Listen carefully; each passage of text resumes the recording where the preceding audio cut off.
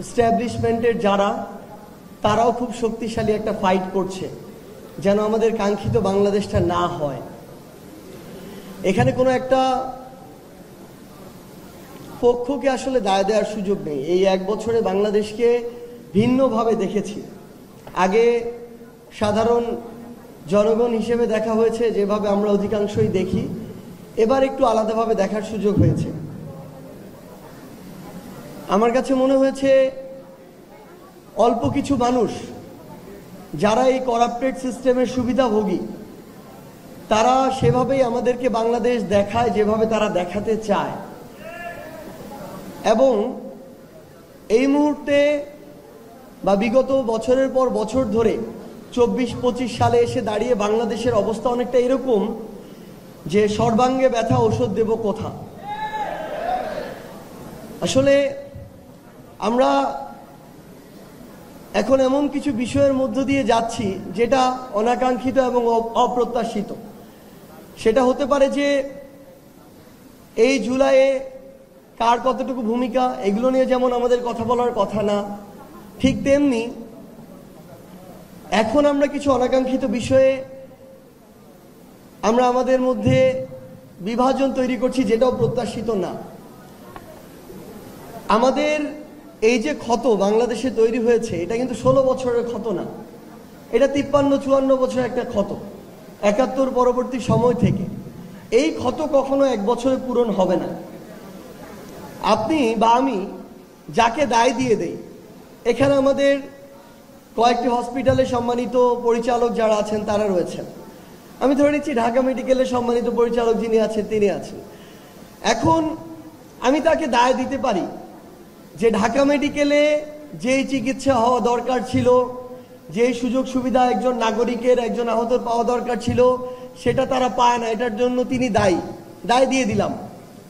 কিন্তু তিনি যে এগুলো দিতে পারেন না, এটার সাথে সংশ্লিষ্ট একজন ডাক্তারের প্রয়োজনীয় সুযোগ সুবিধা, একজন কর্মচারীর প্রয়োজনীয় সুযোগ সুবিধা, প্রয়োজনীয় ওষুধের সাপ্লাই, প্রয়োজনীয় ইনস্ট্রুমেন্টের সাপ্লাই, এই প্রত্যেকটা জিনিসের সাথে এই রাষ্ট্রের অসংখ্য গুরুত্বপূর্ণ মন্ত্রণালয় বলি, প্রতিষ্ঠান বলি, ব্যক্তি বলি জড়িত। তারা কি তাদের দায়িত্বটা ঠিকমতো পালন করেছে? এখানে যে ইনস্ট্রুমেন্টগুলো দেশের বাইরে থেকে কিনে আনা হয়েছে, সে 1 কোটি টাকা যেখানে বাজেট ছিল, সেখানে 1 কোটি টাকার একটা যন্ত্র কিনেছে, নাকি 90 লাখ টাকা লুটপাট করে 10 লাখ টাকার যন্ত্র এনেছে? এই প্রত্যেকটা জায়গার সাথে যারা জড়িত, তারা যদি তাদের দায়িত্বটা ঠিকমতো পালন করে, তাহলেই সেখানকার পরিচালক তার দায়িত্বটা ঠিকমতো পালন করতে পারবেন। কিন্তু আমরা সরাসরি আমাদের চোখে যাকে দেখি তাকে দায় দিয়ে একটা দায় সারা দায়িত্ব পালন করি।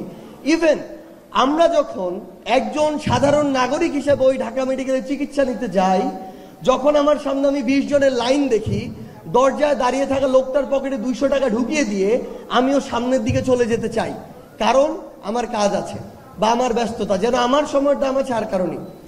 তো আমরা আসলে এই মুহূর্তে, আমি অন্তত এই 1 বছরে এই বাংলাদেশকে যেভাবে দেখেছি, আমি স্পষ্ট করে এটা বলতে পারি, আমরা আমাদের জায়গা থেকে যতই সাধু সাধার চেষ্টা করি না কেন, কেউই নিজের দায়িত্বটা ঠিকমতো পালন করি না।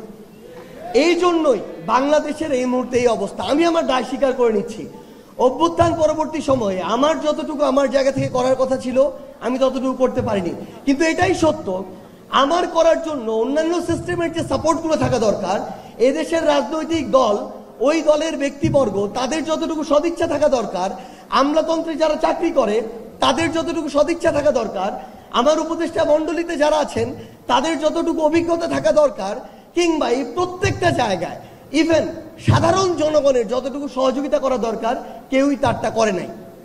সো সবচেয়ে বড় কথা হচ্ছে, আমরা যে বাংলাদেশটা পেতে চাই, এই বাংলাদেশটা আমরা পাবো, কিন্তু পেতে সময় লাগবে। এবং সবচেয়ে গুরুত্বপূর্ণ কথা হচ্ছে, 24 পূর্ববর্তী সময়ে হাসিনা এই বাংলাদেশকে যেই পর্যায়ে নিয়ে গিয়েছিল, যেই স্বৈরাচারী সিস্টেম তৈরি করেছিল, আমার ওই জুলাই যোদ্ধা ভাইয়ের সাথে গলা মিলিয়ে আমি বলতে চাই, বাংলাদেশে যে কেউ যে কোনো ফরম্যাটে যে কোনো ব্যক্তিকে সামনে রেখে এটা আর কোনোদিন করতে পারবে না।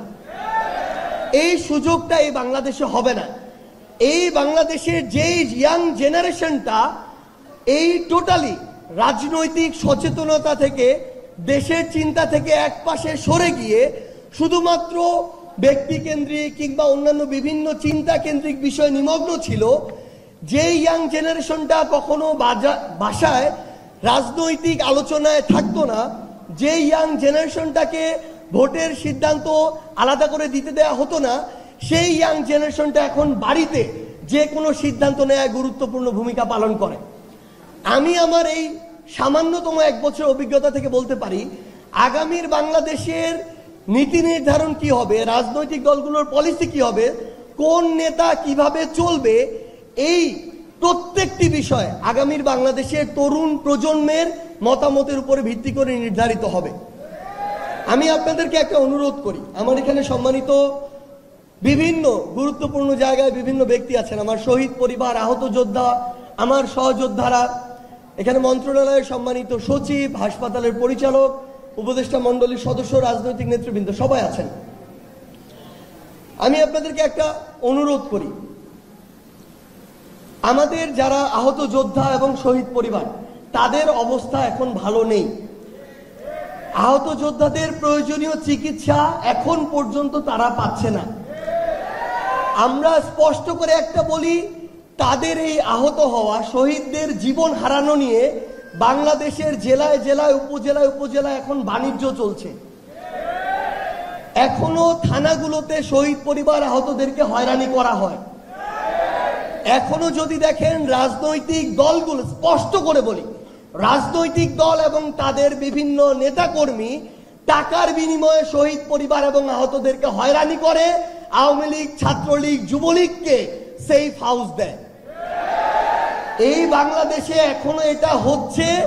আমার অনেক আহত যোদ্ধা অর্থ সম্পদ বিভিন্ন জায়গায় বন্ধক দিয়ে, ভিটে মাটি বিভিন্ন জায়গায় বন্ধক দিয়ে, ঋণ করে 20-25 লাখ টাকা নিজের পিছনে খরচ করেছে, কিন্তু সরকার থেকে বলি, ফাউন্ডেশন থেকে বলি, কেউ 2-3-4 লাখ টাকার বেশি পায়নি।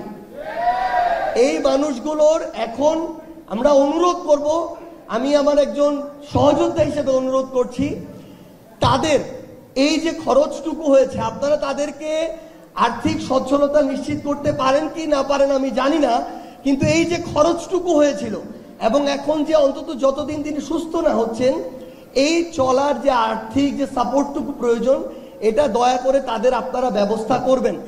একটা দেশের কাছে মানে ওই রকম 2-3-4-500 কোটি টাকা খুব বেশি টাকা না। এই 1 বছরেও বিভিন্ন ব্যবসায়ী নামক বাটপার, রাজনীতিবিদ নামক চোর, এমন অনেকে নামে বেনামে হাজার কোটি টাকা লুটপাট করেছে। আমরা স্পষ্ট করে বলি, আপনাদের মাধ্যমে বলছি, আপনারা দায়িত্বে থাকুক আর না থাকুক, এই 1 বছরে যাদেরকে মনে করবেন তাদের বিরুদ্ধে গোয়েন্দা সংস্থা দিয়ে হোক, এজেন্সি দিয়ে হোক, আপনারা তদন্ত করান। এই তদন্তে যেই কোনো ধরনের অসঙ্গতির সাথে, আর্থিক হোক অন্য হোক, ক্ষমতার অপব্যবহার হোক, সম্পৃক্ত থাকবে, ইভেন সেটা যদি সমন্বয়ক নামেরও কেউ হয়, তাদেরকেও আপনারা বিচারের আওতায় নিয়ে আসুন।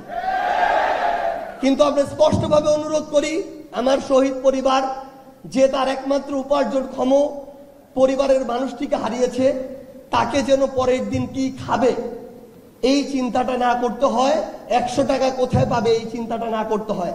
আমার এখানে একজন বোন বসে আছেন, যাকে একজন আহত যোদ্ধা 3 দিন টানা ফোন দিয়েছে শুধু 2-3 হাজার টাকা দেওয়ার জন্য, যেই টাকা দিয়ে সে ওষুধ কিনবে।